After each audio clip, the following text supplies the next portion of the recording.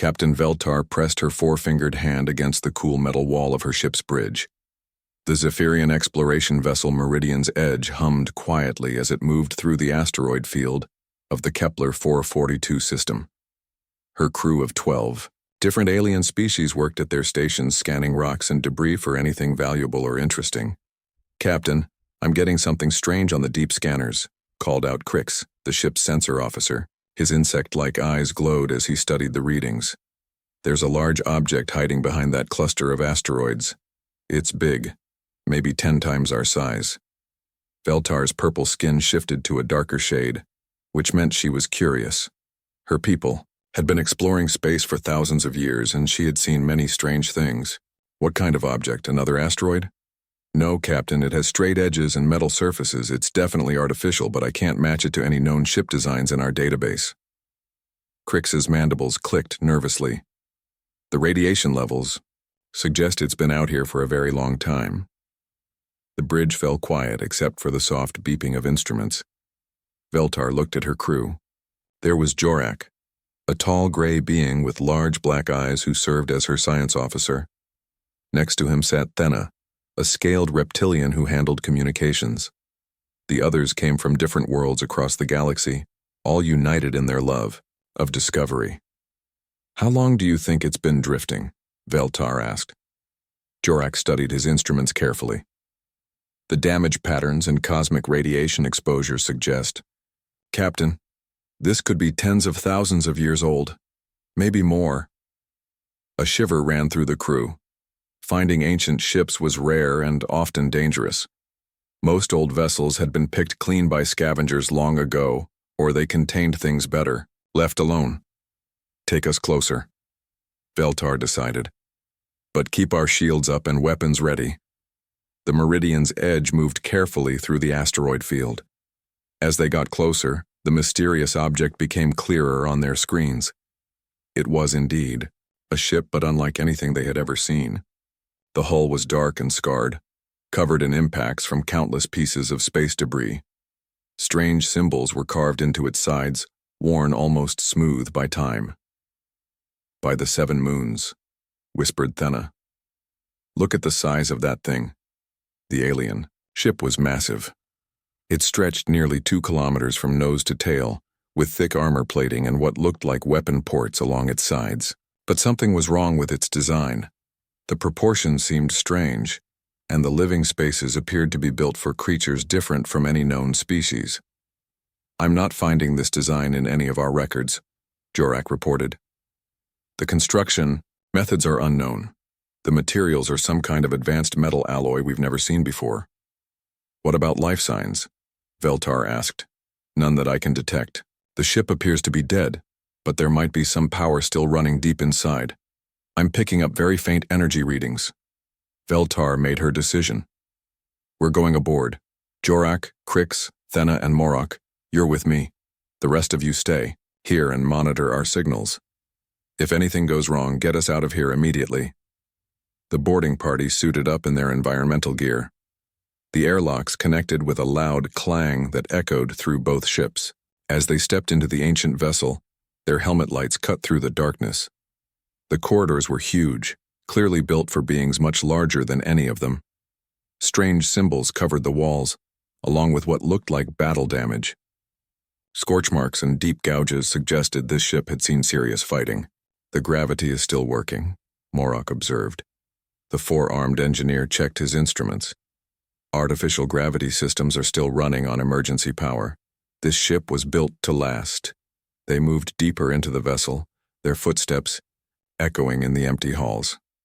The ship felt like a tomb, silent and cold. But as they explored, they found things that made them more and more curious. The weapons they discovered were far beyond anything in current galactic technology.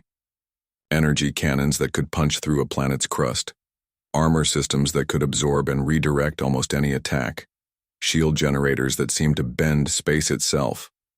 "Who could have built this?" Thena asked in amazement.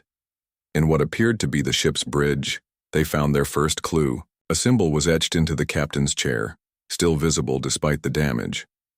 Jorak ran it through his translation systems. It's an ancient language, but I can make out some of it. The ship's name appears to be Indomitable.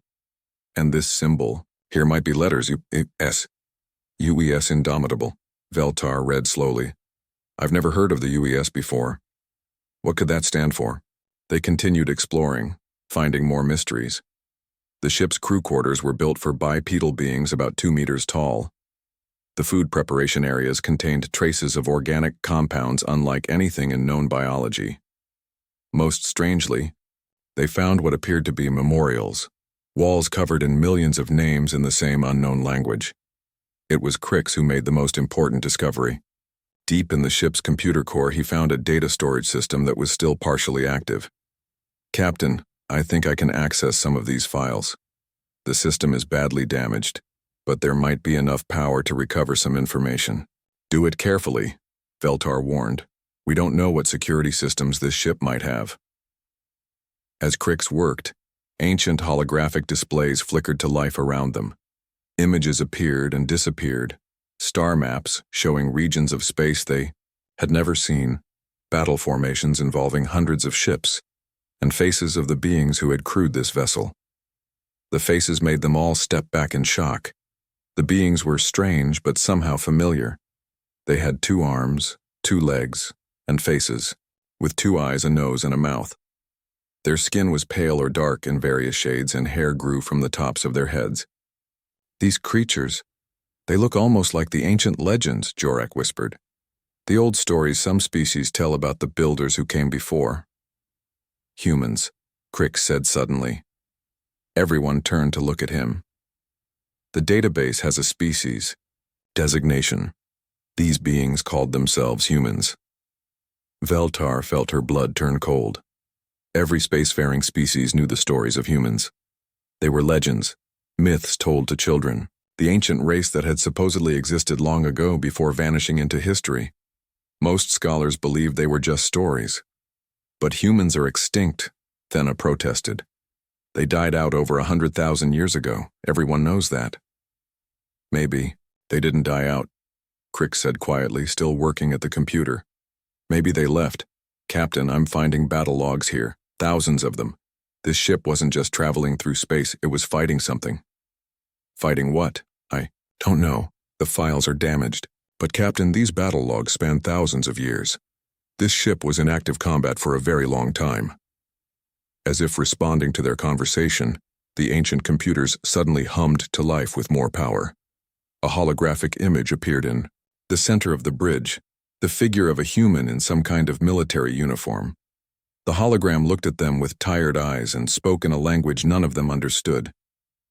But the ship's translation system slowly began working, and words began to form that they could understand. If you are receiving this message, then you have found one of our ships. We are the last of our kind, and our war is nearly over. What we fought to protect, we pray still survives. What we became to save you, we hope you never have to become yourselves. The message flickered and died, leaving them in stunned silence. Veltar looked around at her crew, seeing her own confusion reflected in their faces. They had come here looking for salvage or scientific curiosities. Instead, they had found evidence that everything they thought they knew about galactic history was wrong. Get everything you can from that computer, she ordered. We're taking this information back to the Galactic Council. They need to know what we've found. As her crew worked to download what they could from the ancient database, Veltar stared at the empty captain's chair of the Indomitable. Somewhere out in the dark spaces between the stars, the last humans might still be fighting their mysterious war, and if they were, the galaxy might owe them a debt it could never repay. For 3 days, the crew of the Meridian's Edge worked to recover data from the ancient human ship. The computers were old and damaged, but slowly they began to piece together fragments of information. What they found changed everything they thought they knew about the galaxy. Jorak hadn't slept in 30 hours. His large black eyes were red from staring at screens full of data. Captain, you need to see this, he called out, his voice shaking with excitement and fear. Veltar hurried over to his station. Around them, the rest of the crew worked quietly, but everyone was listening. What did you find? I've been able to translate more of their battle logs. Captain, these humans weren't just fighting random pirates or hostile aliens. They were fighting something else entirely, something they called the Devourers. Devourers? I've never heard of any species by that name. Jorak pulled up a holographic display. Ancient human writing scrolled past with their translation appearing below it. According to these records, the Devourers aren't from our dimension. They come from somewhere else entirely. And Captain, they don't just conquer planets. They consume them completely. The bridge fell silent except for the humming of computers. Crix looked up from his own station. I found something too. Star charts showing entire systems that just disappeared. Hundreds of them. And the dates match the human battle logs. Veltar studied the charts. They showed areas of space that were now empty, regions that every species avoided because there was nothing there. No stars, no planets, no life. Just empty void. The dead zones, she whispered. Every space pilot knew about them. Large areas of space where nothing existed, not even cosmic dust. Scientists had always assumed they were natural phenomena, places where matter had never formed properly. Not natural at all, Thena said, reading over more translated files. According to this, the Devourers consume everything. Matter, energy, even space itself, they leave nothing behind but emptiness. Morok's forearms worked frantically at his engineering station. I'm finding technical specifications for human weapons. Captain, these designs are incredible. They built guns that could crack moons in half, ships that could survive inside black holes, and armor that could protect against weapons that bend reality itself. Why would they need such powerful weapons? Veltar asked, though she was beginning to fear the answer. Because their enemy could do things that shouldn't be possible, Jorak replied. Look at this battle report. A new hologram appeared, showing a human fleet attacking something that hurt to look at. The enemy ships seemed to shift and change shape constantly, as if they couldn't decide what they wanted to be. When they fired their weapons, space itself seemed to tear and bleed. The Devourers use weapons that attack reality, Jorak explained. They can make matter simply stop existing. They can turn time backwards in small areas. They can make gravity flow uphill. The humans had to develop completely new kinds of technology just to fight them. Veltar felt sick. Her people had been space travelers for thousands of years, but they had never encountered anything like this. How long were the humans fighting this war? According to the logs, it started about 100,000 years ago. The Devourers appeared at the edge of the galaxy and began consuming everything in their path. But Captain, here's the important part. The humans didn't run away. More files appeared on the screens around them. They showed human evacuation fleets but not fleeing from danger. Instead, they were moving other species to safety. They evacuated everyone, Crix said in amazement. Every intelligent species they could find. They moved them away from the Devourer advance and told them to build new civilizations in safe areas. That's why there are so many empty systems between the galactic rim and the inhabited core, Thena realized. The humans cleared everyone out and told them to stay away. But why? Veltar asked. Why take on such a terrible burden alone? The answer came from a personal log they recovered, recorded by a human captain whose name translated as Marcus Chen. His image appeared on the screen, a tired-looking human with gray hair and scars on his face. Day 12,147 of the war, he said. We could have asked for help. The Zephyrians have good ships. The Korthak are brave fighters. But we've seen what the Devourers do to entire species. They don't just kill bodies. They unmake souls. They erase you from ever having existed at all. The human captain paused, looking directly at the camera. We made a choice. Better that one species becomes monsters to fight monsters than to let the entire galaxy burn. We'll hold the line. We'll become whatever we need to become. And hopefully, the others will never have to know what we sacrificed to keep them safe. The message ended, leaving the alien crew in stunned silence. There are thousands of these logs, Jorak said quietly, spanning tens of thousands of years, generation after generation of humans fighting this war. Veltar studied the data scrolling past, Battle reports, casualty lists, technological developments, desperate last stands. The scope of it was overwhelming. "Show me the most recent files," she ordered. What they found was even more disturbing. The humans had changed over the course of their long war. Early logs showed normal-looking humans in regular military uniforms. But as time passed, the images became stranger. They modified themselves, Morok observed. "Look at these later records. They made themselves bigger, stronger, faster. They added mechanical parts to their bodies. They changed their biology to better fight the devourers. The final human images they found barely looked like the same species. These warriors were massive, their bodies more machine than flesh. Their eyes glowed with artificial light, and their limbs had been replaced with weapons and tools of war." "What did they become?" Thena whispered. "Whatever they had to become," Veltar replied. She understood now. The humans had sacrificed not just their lives, but their humanity itself, to protect species they barely knew. Crix found another disturbing piece of information. "Captain, the battle logs show the war was getting worse.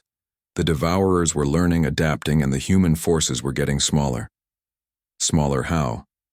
"Fewer ships, fewer personnel. They were losing the war of attrition.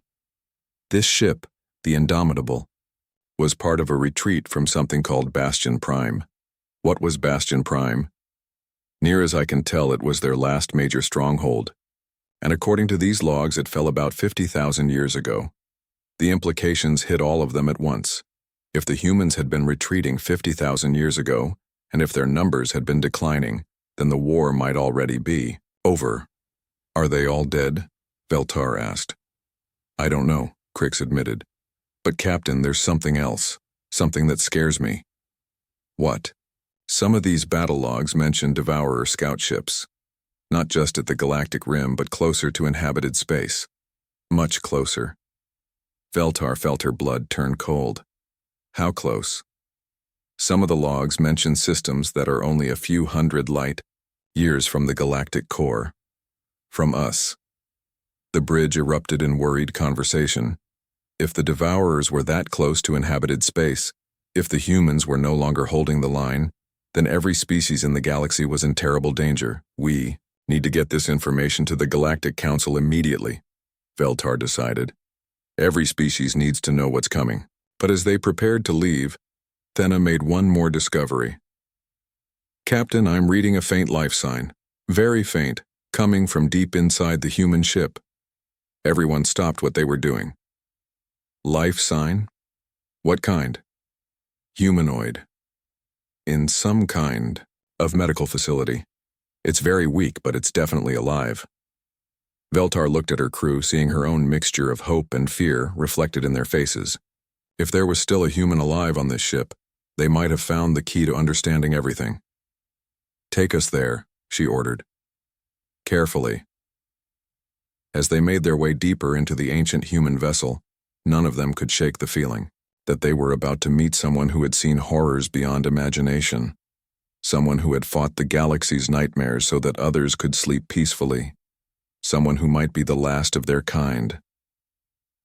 The corridors seemed longer and darker as they approached the medical bay, as if the ship itself knew that they were about to witness the final chapter of humanity's sacrifice. The medical bay of the Indomitable was a maze of damaged equipment and broken machines. Veltar and her crew moved carefully through the debris, following the faint life sign deeper into the ship's medical section. Emergency lighting flickered, weakly, casting strange shadows on the walls.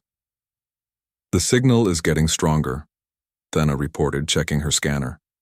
"Whatever it is, it's behind those sealed doors." The doors were massive, designed to withstand serious damage. Morok worked for several minutes to get them open, his forearms operating different tools at once. When they finally slid apart with a grinding sound, cold mist poured out. "Cryogenic storage," Crix observed. "The temperature in there is far below freezing." They entered a large chamber filled with dozens of cylindrical pods. Most were dark and empty, but one still glowed with a faint blue light. As they approached it, they could see a figure inside, suspended in some kind of preservation fluid. "By all the stars," Jorak whispered. It's a human. Through the transparent aluminum of the pod, they could see a human female. She appeared to be middle-aged, with short, dark hair and several scars on her face and arms. Her body showed signs of mechanical enhancement. Her left arm was partly artificial and there were metal ports in her skull. Is she alive? Veltar asked. Thena ran her medical scanner over the pod. Yes, but barely. Life support is failing. The pod has been running for tens of thousands of years on backup power. Maybe longer. Can we wake her up? I don't know. Human. Biology is different from anything we've studied. But Captain, if we don't do something soon, she'll die anyway. Veltar made her decision. Do it. Wake her up. Morak connected his equipment to the pod's systems while Thena prepared medical supplies. Slowly, the pod began to drain and warm up. Warning lights flashed as ancient systems came to life. The human's eyes opened suddenly, wide with panic. She tried to sit up, gasping and choking on the preservation fluid in her lungs. Thena quickly moved to help her, but the human's reaction was pure warrior instinct. The human woman rolled out of the pod and grabbed what looked like a metal tool, holding it like a weapon. She backed against the wall, her artificial eye glowing, red as it scanned them. When she spoke, her voice was hoarse and strained. Unknown contacts. Identify yourselves. Are you devourer constructs? No, Veltar said quickly, raising her hands peacefully. We're explorers. We found your ship drifting in space. We're not your enemy. The human studied them for a long moment. Her artificial eye continued scanning them, probably analyzing their biology and threat level. Slowly, she lowered her improvised weapon. Explorers? She asked. From which fleet? I don't recognize your species configuration. We're from the Galactic Council, Veltar explained. I'm Captain Veltar of the exploration vessel Meridian's Edge. We found your ship by accident while surveying this system. The humans stared at them in confusion. Galactic Council? I've never heard of any Galactic Council. What's the current stardate? When Jorak told her, the human went very still. She sat down heavily on a medical bench, her face pale. 50,000 years, she whispered. I've been asleep for 50,000 years. What's your name? Veltar asked gently. Commander Sarah Chen, United Earth Space Navy, serial number 7749 Delta. I was the executive officer of this vessel. She looked around the damaged medical bay. What happened to my ship? Where is the rest of my crew? The alien crew exchanged glances. They had found thousands of names on the ship's memorial walls, but no other bodies. We think you're the only survivor, Thena said carefully. Your ship was badly damaged. It's been drifting in space for a very long time. Commander Chen closed her eyes and was quiet for several minutes. When she opened them again, there was deep sadness there, but also a kind of strength that impressed them all. The last of the indomitable, she said. My crew would have set the ship on automatic course and put me in deep freeze when they knew they were dying. Standard procedure when there's no hope of rescue. Commander Chen, Veltar said, we need to understand what happened. We found your battle logs, records of a war against something called the Devourers, but we've never heard of them. The galaxy knows nothing about this war. Chen looked at them with surprise. You don't know about the Devourers? Then we succeeded. You're all still alive, still free. We held the line long enough. Held the line against what? Chen stood up, though she was still weak from her long sleep. Let me show you something. She led them to a wall display and activated it with her artificial hand. Images appeared showing the galaxy as the humans had known it. 100,000 years ago, my people were young explorers just like you. We had faster-than-light travel, but we were still learning about the universe. Then we found something at the galaxy's edge, a tear in space itself. The display showed what looked like a wound in reality, dark and twisted. The Devourers came through that tear. They weren't from our dimension, our universe. They were something else entirely, and they were hungry. New images appeared showing the creatures Veltar and her crew had glimpsed in the battle logs. Things that seemed to shift between different shapes, as if they couldn't decide what form to take. They consume everything, Chen continued. Not just matter and energy, but the very concepts of existence. When they devour a planet, it doesn't just die. It's erased from having ever existed at all. The stars forget it was there. That's impossible, Crix protested. Is it? You've seen the dead zones, haven't you? All those empty regions of space, where nothing exists? Those used to be star systems full of life. The alien crew fell silent. They had indeed seen those regions, but they had always assumed they were natural. When we first encountered the Devourers, we tried to get help from other species, but we quickly realized that conventional weapons couldn't hurt them. Conventional thinking couldn't even understand them. We needed to become something new. Chen touched her artificial arm. We modified ourselves, enhanced our bodies, our minds, our technology. We turned ourselves into living weapons specifically designed to fight an enemy that shouldn't exist. But why? Veltar asked. Why take on such a burden alone? Chen looked at them with eyes that had seen too much war. Because someone had to, and because we discovered something terrible about the Devourers. They don't just consume matter. They consume souls, memories, entire histories. If they had reached the inhabited galaxy, every species would have been erased not just from existence, but from ever having existed. So you evacuated everyone. We moved every species we could find to safe areas and told them to stay there. We took on the job of holding the galactic rim. Generation after generation of humans dedicated their lives to the war. Thena asked the question they were all thinking. Are we still in danger? Chen's expression grew dark. I don't know. When I went into cryosleep, we had just lost Bastion Prime, our last major stronghold. The fleet was scattered, running individual missions with no central command. We were losing the war. So the Devourers might still be out there? If any humans are still fighting, then the Devourers are contained. If not. Chen didn't finish the sentence, but they all understood. What were you like? Jorak asked suddenly. Before the war, I mean. What were humans like when they weren't soldiers? Chen smiled sadly. We were explorers like you. Artists, scientists, dreamers. We loved music and poetry and stories. We had families, children who played in gardens under alien suns. We laughed easily and cried at sad movies. What happened to all of that? We locked it away, buried it deep inside ourselves so we could become what the galaxy needed us to become. We sacrificed our humanity to preserve humanity itself. She gestured at her mechanical enhancements. This is what we became.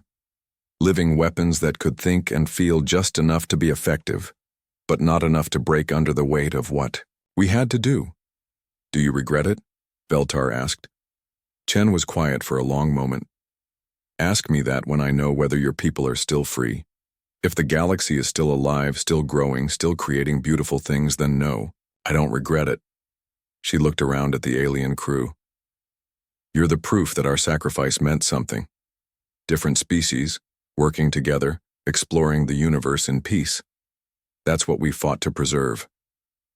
Suddenly, alarms began sounding throughout the ship. Chen's artificial eye began glowing brighter. What is that? Veltar demanded. Chen's face went pale. Devourer proximity alert. They're here. Before anyone could ask what she meant, Crix's voice came over their communicators from the Meridian's edge. Captain, you need to get back here. Immediately. We're detecting multiple contacts approaching the system. They're not showing up as any known ship types.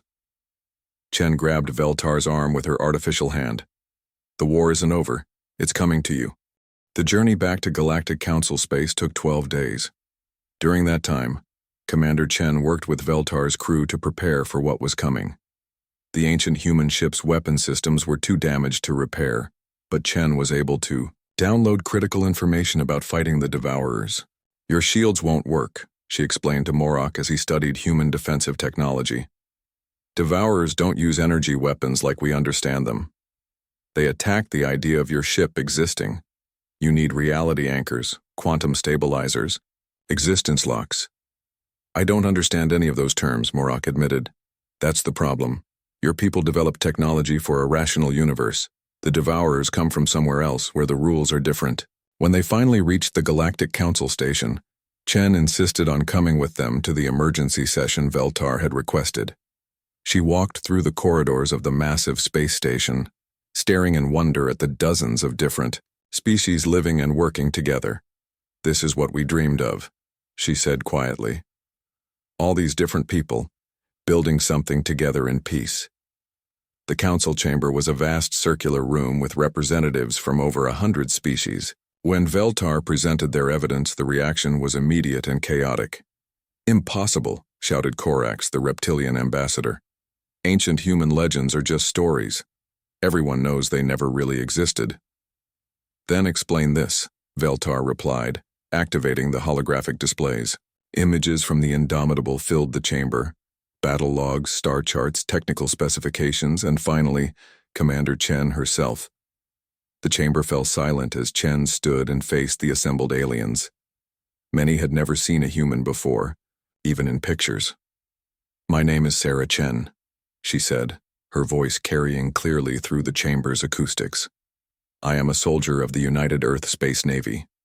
For 100,000 years, my people have fought to keep you safe from an enemy you never knew existed." "Prove it," demanded Ambassador Zarath of the Silicon Collective.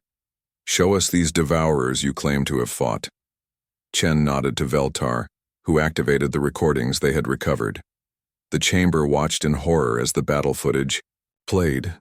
Human ships fighting against enemies that hurt to look at. Weapons that tore holes in space itself. Entire star systems winking out of existence. "The dead zones," whispered Dr. Yilan from the Scientific Consortium. "Those empty regions we thought were natural phenomena." "Battlefields," Chen confirmed. "Places where we held the line. Places where entire worlds died so that yours could live." Ambassador Thek of the Peaceful Union stood up angrily. "Even if this is true, why should we believe you? Your people could have asked for help. Instead, you chose to fight alone, and then claim credit for protecting us." Chen's artificial eye glowed as she stared at the ambassador. "You want to know why we didn't ask for help? Because we tried that with the first species we encountered after the war began. The hegemony of Kess, beautiful people, advanced technology, strong military." A new hologram appeared showing a species none of them recognized. Tall, graceful beings with silver skin and multiple arms. "We warned them about the Devourers, asked them to help us fight. They agreed. They sent their entire battle fleet to join us in holding the line." The image changed, showing a massive space battle. Hundreds of ships fought against the reality-bending horrors of the Devourers. The Kess fought bravely. They died bravely. But when the Devourers consumed them, they didn't just die. They were erased from ever having existed. Their home worlds forgot they had ever been born. Their families forgot they had ever lived. The Kess were wiped out not just physically but conceptually. The chamber was deathly quiet now. "That's why we fought alone," Chen continued. "Because we couldn't bear to watch another species be erased from existence. Better that we become monsters than let you all be unmade." "What do you mean, become monsters?" asked Dr. Yilan. Chen pulled back her sleeve, revealing more of her artificial arm. "This is what I looked like when I was young and the war was new." A hologram appeared showing a normal human woman. "This is what I became." She gestured to herself. Scarred, enhanced, more machine than flesh. "We modified ourselves over thousands of years, enhanced our bodies, our minds, our souls. We turned ourselves into living weapons that could fight enemies from outside reality. We gave up art, music, literature, love. We gave up everything that made us human, except for the core, drive to protect others." The silence stretched on for several minutes. Finally, the council's prime speaker stood up. "Even if we accept this story," she said slowly, "what does it mean for us now? You said the war was lost 50,000 years ago. I said we lost Bastion, Prime. But human forces might still be fighting scattered actions across the galactic rim, and the Devourers are patient. They would have spent the last 50,000 years building their strength for a final push into inhabited space." As if summoned by her words, alarms began sounding throughout the station. A communication officer ran into the chamber. "Prime, Speaker, We're receiving emergency signals from the outer colonies. 3 systems have gone completely dark. No communication, no energy signatures. They've just vanished. Chen closed her eyes. It's starting. Over the next few days, the reports got worse. More systems disappeared, leaving empty void behind. Galactic defense fleets sent to investigate found nothing. No wreckage, no debris, no trace that anything had ever existed there. The Council erupted into arguments. Some species wanted to flee to the galactic core. Others demanded immediate military action. A few suggested surrendering before the Devourers reached their home worlds. Chen attended every session, trying to explain what they were facing. Your weapons won't work, she told the military commanders. Your shields are useless. Your tactics are based on fighting rational enemies who follow the laws of physics. Then what do you suggest? Demanded General Korvac of the warrior caste. Learn from us. Let me teach you how to build weapons that can hurt them. Let me show you how to modify your ships and your people to survive in a reality war. Modify our people? The general looked horrified. The Devourers don't just attack your bodies. They attack the concept of your existence. You need to anchor yourselves to reality in ways that biological evolution never prepared you for. Many species rejected her suggestions. The peaceful races were horrified by the idea of modifying themselves into weapons. The proud warrior races refused to learn from an extinct species. The scientific communities demanded more data before making any decisions. But some listened. Captain Veltar convinced several exploration fleets to let Chen install basic reality anchors on their ships. A few military units agreed to experimental modifications. The Galactic Emergency Response Force began training with tactics Chen developed. Over millennia of fighting, it wasn't enough. The Devourer advance accelerated. Entire sectors went dark. Refugee fleets fled toward the galactic core, carrying billions of displaced beings. We're not ready, Chen told Veltar privately. Your people aren't prepared for this kind of war. They still think like peaceful explorers and rational soldiers. Then teach us faster. I'm trying. But it took humanity 1,000 years to learn how to fight these things effectively. You have maybe a few months. The breaking point came when the Devourers reached the Korthak Empire, one of the galaxy's major military powers. The Korthak had been confident they could stop any enemy with their massive fleets and powerful weapons. The battle lasted 6 hours. When it was over, the Korthak Empire had never existed. Billions of beings erased from reality. Ancient cultures, deleted from history. Homeworlds that became empty void. The surviving species finally understood what they were facing. What do we do? The Prime Speaker asked Chen. How do we fight something that can unmake us from existence itself? Chen looked around the chamber at the desperate faces of 100 species. We do what my people did. We become something new, something that can survive in an irrational universe. And if we refuse? Chen's expression was grim. Then in a few months, none of you will ever have existed, and the universe itself might forget that life was ever possible. The vote was close, but it passed. The Galactic Council authorized emergency modifications to their fleets, their soldiers, and themselves. They would learn to fight reality itself. Chen began the terrible work of teaching an entire galaxy how to become monsters in order to remain alive. But even as she worked, she watched the star charts showing the Devourer advance. Time was running out. And somewhere in the dark between the stars, the last of her people might still be fighting their final battle.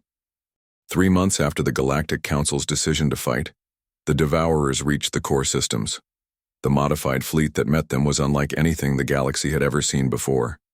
Ships that had once been designed for exploration and peaceful contact now bristled with weapons that could wound reality itself. Crews that had been scientists and diplomats wore armor that anchored them to existence. Soldiers who had trained for conventional warfare now carried guns that fired concepts instead of energy. Commander Chen stood on the bridge of the hastily modified battleship Galaxy's Hope, watching the fleet form up around them. Representatives from dozens of species worked side by side, their bodies altered by the same kinds of modifications that had transformed humanity millennia ago. "Fleet reports ready, Commander," announced Captain Veltar. now serving as Chen's second in command. Her purple skin had taken on a metallic sheen from the reality anchors implanted under it. "I still can't believe you made me the fleet commander," Chen said. "I'm from an extinct species. Half of these people have never even heard of humans." "You're the only one who knows how to fight them," Veltar replied. "And besides, after 3 months of working together, I think we've all learned to trust you." The enemy appeared on their sensors like a wound in space itself. The Devourer fleet didn't follow normal physics. Their ships seemed to exist in several dimensions at once, constantly shifting between different possible states of being. "All ships, this is Commander Chen," she broadcast to the fleet.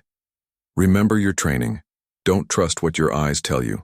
Don't trust what your instruments tell you. Trust only your reality anchors and your modified instincts." The battle began unlike any conflict in galactic history. The Devourers attacked not with energy weapons or missiles, but with assaults on the concept of their enemy's existence. Ships began to flicker in and out of reality. Crew members started forgetting their own names as the Devourers tried to erase them from having ever been born. But the modifications held. The reality anchors kept the galactic fleet grounded in existence.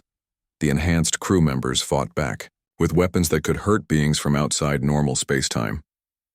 "It's working," Veltar reported excitedly. "The modifications are working. We're actually hurting them." Chen allowed herself a moment of hope.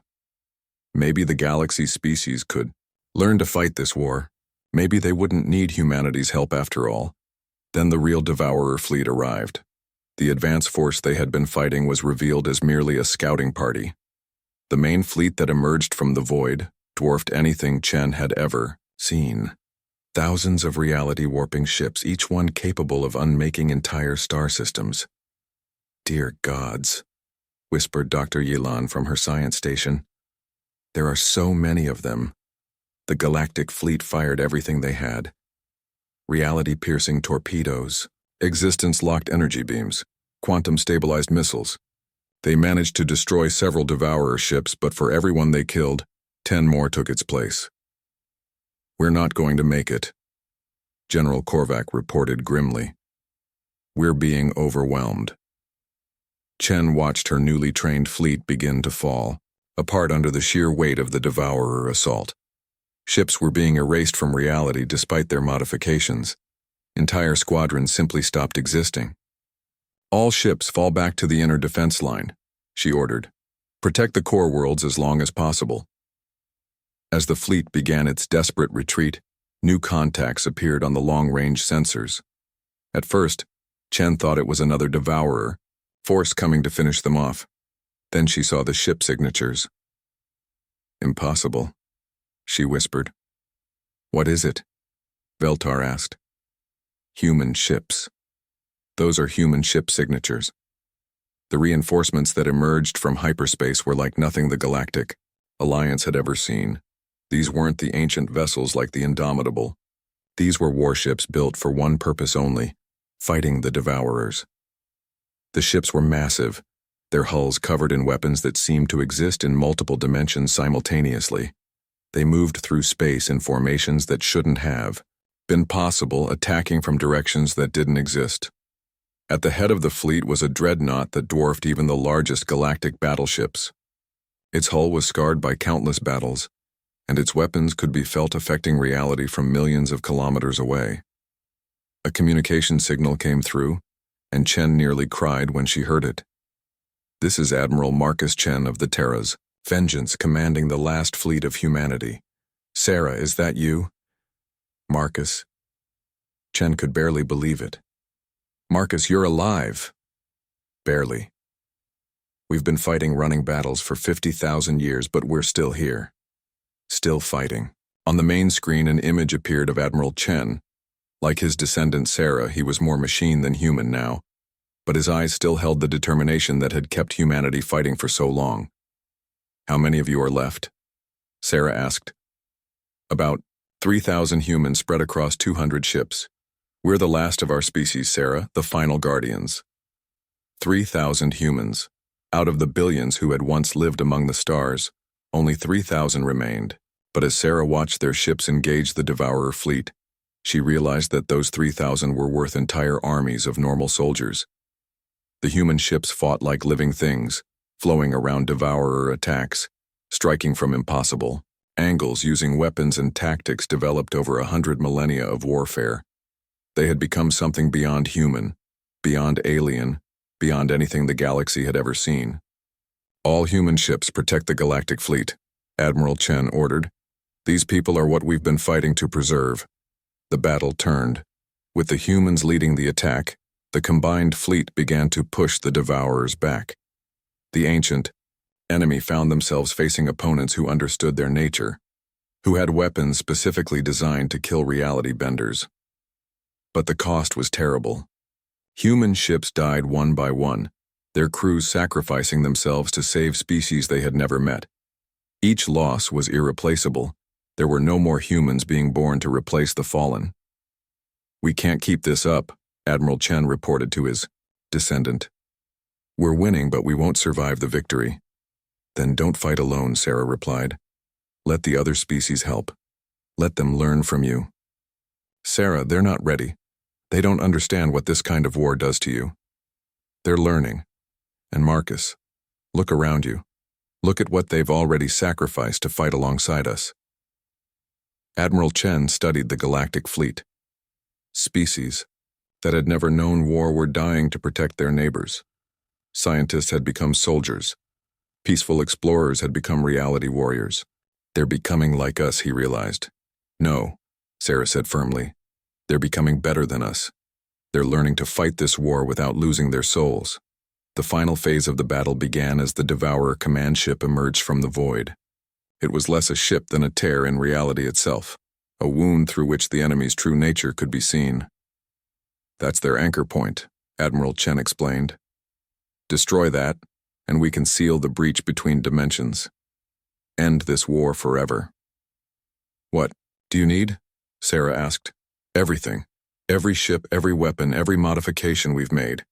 And probably our lives." The combined fleet formed up for the final assault, humans and aliens side by side, species that had learned to fight monsters while remaining people themselves. The attack was successful, but at a cost that Sarah knew would haunt the galaxy forever. The human fleet was destroyed almost to the last ship. Admiral Chen's final transmission came through as his ship dove directly into the Devourer command vessel. "Tell them we did it willingly," he said. "Tell them humanity chose this fate to give the galaxy a future." When the dimensional breach sealed and the last of the Devourers were destroyed, only 17 human ships remained. Less than 200 humans out of the billions who had once filled the galaxy with laughter and dreams. But the war was over. In the months that followed, Sarah Chen found herself in a position she had never expected, helping to rebuild not just the galaxy, but humanity itself. The surviving humans were welcomed into the galactic community as heroes, but more importantly as family. "We want to learn from you," Veltar told her as they stood on the observation deck of the new galactic defense station. "Not just how to fight, but how to be human, how to sacrifice without losing ourselves, how to love something enough to die for it." Sarah smiled, and for the first time in decades it was a completely human expression. "Then let me teach you about music," she said, "and poetry, and the way humans used to laugh at silly jokes." "Is that important for galactic defense?" Veltar asked, confused. "It's the most important thing of all," Sarah replied. "It's what we were fighting to preserve." Looking out at the stars, Sarah could see ships from 100 different species, working together to build something new, something that honored both the sacrifice of humanity and the dreams of all the species who had survived. The war was over, but the peace that followed was something worth fighting for. Somewhere in the void, the last human ship limped toward port, carrying in its holds the seeds of a new kind of civilization. One where different species could become family. One where the lessons of war could be used to build something better than what came before. One where humanity's sacrifice had finally, truly, been worth it.